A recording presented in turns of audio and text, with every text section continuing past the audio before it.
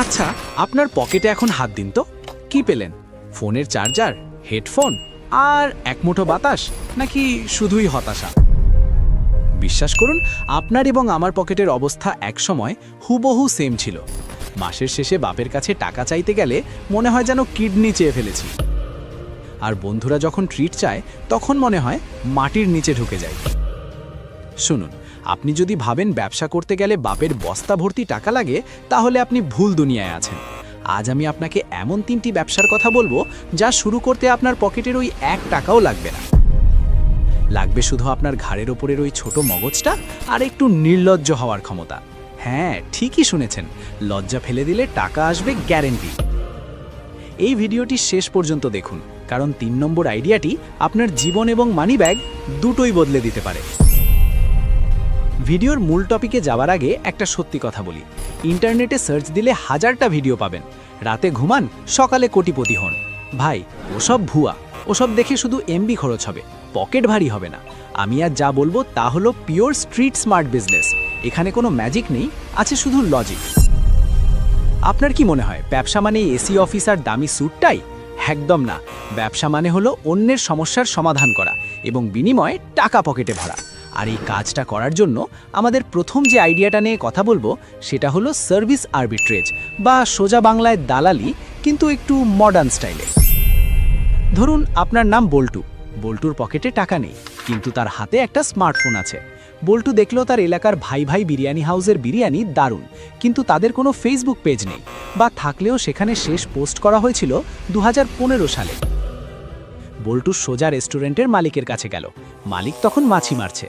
বল্টু গিয়ে বলল, চাচা, আপনার বিরিয়ানি তো জোস, কিন্তু কাস্টমার কই? আমাকে দায়িত্ব দিন। আমি আপনার বিরিয়ানির ছবি তুলে ফেসবুকে এমনভাবে মার্কেটিং করব যে মানুষ ছবি দেখেই জিভ দিয়ে জল ফেলবে। মালিক ভাবলো, টাকা তো লাগছে না, দেখি না কি হয়। বল্টু সুন্দর করে মোবাইলে ছবি তুলল, চটপটি ক্যাপশন দিল, আর এলাকার গ্রুপগুলোতে পোস্ট করলো। ব্যাস, কাস্টমার আসা শুরু।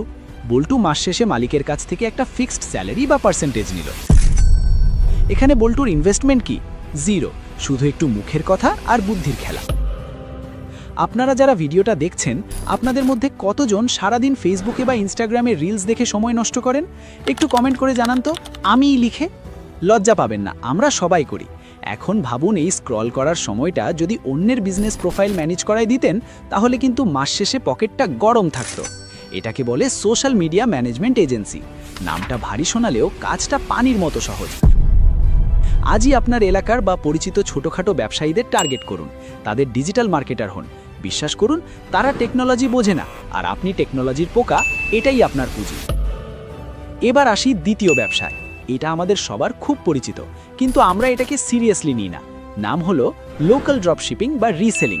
দাঁড়ান, আলিবাবা বা অ্যামাজনের কথা ভাববেন না, আমি দেশি স্টাইলের কথা বলছি। ধরুন আপনার বন্ধু মফিজের একটা কাপড়ের দোকান আছে, কিন্তু মফিজের দোকানে মাছি ভনভন করে, কাস্টমার নেই। আপনি মফিজকে বললেন, দোস্ত, তোর পাঞ্জাবিগুলোর ছবি দে তো। আপনি ছবিগুলো নিয়ে সুন্দর করে আপনার ফেসবুক ওয়ালে, হোয়াটসঅ্যাপ স্ট্যাটাসে বা একটা ফ্রি পেজ খুলে আপলোড দিলেন। দাম বাড়িয়ে দিলেন 200 টাকা। কেউ যখন অর্ডার করলো, আপনি মফিজের কাছ থেকে পাঞ্জাবিটা নিয়ে কাস্টমারকে ডেলিভারি দিলেন। কাস্টমার আপনাকে টাকা দিল, আপনি মফিজের আসল দাম মিটিয়ে দিয়ে বাকি 200 টাকা পকেটে ভরলেন। এখানে কি আপনার গোডাউন ভাড়া করা লাগলো? না। স্টক করা লাগলো? না। লস হওয়ার ভয় আছে? তাও না, কারণ প্রোডাক্ট তো আপনি কিনছেনই না আগে। এটাকে বলে স্মার্ট রিসেলিং। বাংলাদেশে এখন হাজার হাজার স্টুডেন্ট এই কাজ করে নিজের হাত খরচ চালাচ্ছে। আপনি বসে আছেন কেন? তবে হ্যাঁ, এখানে একটা সমস্যা আছে। মানুষ আপনাকে বিশ্বাস করবে কেন? এখানেই আসে আপনার পার্সোনাল ব্র্যান্ডিং। আপনাকে অনলাইনে এমনভাবে প্রেজেন্ট করতে হবে যেন আপনি এই লাইনের বস। কাস্টমারের সাথে কথা বলার সময় এমন ভাব নিবেন যেন আপনার নিজের গার্মেন্টস ফ্যাক্টরি আছে। কাস্টমার সার্ভিস ভালো দিলে মানুষ আপনার কাছ থেকেই কিনবে। মনে রাখবেন, মানুষ প্রোডাক্ট কেনে না, মানুষ কেনে বিশ্বাস। আচ্ছা, একটা প্রশ্ন করি, আপনারা কি কখনো ভেবেছেন আপনার মধ্যে এমন কোনো স্কিল আছে যা দিয়ে টাকা কামানো যায়? ধরুন আপনি গিটার বাজাতে পারেন, বা খুব ভালো অঙ্ক বোঝেন, বা আপনি হয়তো খুব ভালো রান্না জানেন। এমনকি আপনি যদি প্রেম করতে গিয়ে বারবার রিজেক্ট খেয়ে রিজেকশন হ্যান্ডেল করা এক্সপার্ট হন, সেটাও একটা স্কিল। আমাদের 3 নম্বর এবং সবচেয়ে লাভজনক ব্যবসাটি হলো ইনফরমেশন বিজনেস বা জ্ঞান বিক্রি করা। হাসবেন না, সিরিয়াসলি বলছি।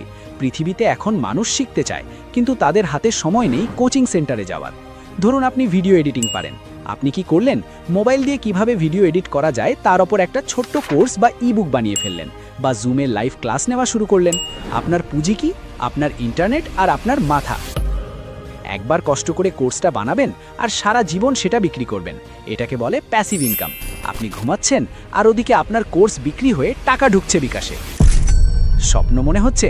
এখন আপনি বলবেন, ভাই আমি তো কিছুই পারি না। এটা ডাহা মিথ্যে কথা। প্রত্যেকেই কিছু না কিছু পারে। হতে পারে আপনি খুব ভালো বাংলা লিখতে পারেন, আপনি কন্টেন্ট রাইটিং শুরু করুন। হতে পারে আপনি মানুষের কথা খুব মনোযোগ দিয়ে শুনতে পারেন, আপনি অনলাইন কাউন্সেলিং শুরু করুন। ফাইবার বা আপওয়ার্কের দিকে তাকিয়ে থাকার দরকার নেই। লোকাল ক্লায়েন্ট খুঁজুন। আপনার পাশের বাসার আন্টি যে অনলাইনে শাড়ি বিক্রি করতে চায় কিন্তু পারে না, তাকে শেখান। বিনিময় কনসালটেন্সি ফি নিন। দেখুন বন্ধুরা, ব্যবসা করতে টাকা লাগে না, লাগে সাহস বা কলিজা। আমরা বাঙালিরা খুব আবেগী। আমরা ভাবি লোকে কি বলবে। আরে ভাই, মাস শেষে যখন পকেট ফাঁকা থাকে তখন ওই লোকে এসে কি আপনাকে 500 টাকা ধার দেয়? দেয় না। তাই লোকের কথা বাদ দিন। আসলে কি জানেন, টাকা পকেটে আসার আগে সেটা মাথায় আসতে হয়। আপনার ব্রেন যদি গরিবের মতো চিন্তা করে তবে পকেটে টাকা বেশিক্ষণ টিকবে না। ধনীরা টাকার বাকারে এমন কিছু গোপন সাইকোলজি বা মনস্তত্ত্ব ব্যবহার করে যা আমরা জানি না। আপনি যদি টাকার আসল খেলাটা বুঝতে চান তাহলে ওপরে আই বাটনে আমি আমার টাকার সাইকোলজি বা সাইকোলজি অফ মানির ভিডিওটা দিয়ে দিলাম। এই ভিডিওটা শেষ করে ওটা অবশ্যই দেখে আসবেন। কথা দিচ্ছি আপনার চিন্তার জগতই বদলে যাবে। যাই হোক, এই যে 3টে ব্যবসার কথা বললাম, সার্ভিস এজেন্সি, লোকাল রিসেলিং আর নলেজ সেলিং, এগুলোর যে কোনো একটা শুরু করতে আজ, এখন, এই মুহূর্তে আপনার কি কি লাগবে? একটা স্মার্টফোন, ইন্টারনেট আর ইচ্ছাশক্তি। এগুলো তো আপনার আছেই, তাহলে দেরি কিসের? আমি জানি আপনারা অনেকেই ভাবছেন, আইডিয়া তো পেলাম, কিন্তু ক্লায়েন্ট পাবো কই, বা শুরুটা করব কিভাবে? দেখুন, শুরু করাটাই সবচেয়ে কঠিন। প্রথম কাস্টমার পেতে হয়তো আপনার 7 দিন লাগবে, হয়তো 1 মাস, কিন্তু একবার চাকা ঘুরতে শুরু করলে তখন আর পেছনে টাকাতে হবে না। ভিডিওর এই পর্যায়ে একটা বোনাস টিপস দিই। এই ব্যবসাগুলো করার সময় নিজের একটা ফ্যান বেস তৈরি করুন। সোশ্যাল মিডিয়াতে অ্যাক্টিভ থাকুন, নিজের কাজের স্যাম্পল দেখান। মানুষ যখন দেখবে আপনি রেগুলার কাজ করছেন তখন তারা নিজ থেকেই আপনার কাছে আসবে। এটাকে বলে ইনবাউন্ড মার্কেটিং। আমরা ভিডিওর একেবারে শেষ পর্যায়ে চলে এসেছি। এতক্ষণ ধরে বকবক করলাম, তার সারমর্ম হলো টাকার অজুহাত দিয়ে বসে থাকবেন না। আপনার মেধা আর সময়কে পুঁজি করে আজই মাঠে নেমে পড়ুন। মনে রাখবেন, বিল গেটস বা মার্ক জাকারবার্গ কেউই টাকার বস্তা নিয়ে শুরু করেননি। শুরু করেছিলেন একটা আইডিয়া আর প্রচুর পরিশ্রম দিয়ে। আপনার জীবনটা একটা সিনেমার মতো, আর আপনি সেই সিনেমার হিরো। এখন আপনি কি সাইড রোলে দাঁড়িয়ে থাকবেন নাকি নিজের সিনেমার ডিরেক্টর হবেন, সিদ্ধান্ত আপনার। পকেটের ফুটো সেলাই করার দায়িত্ব আপনারই।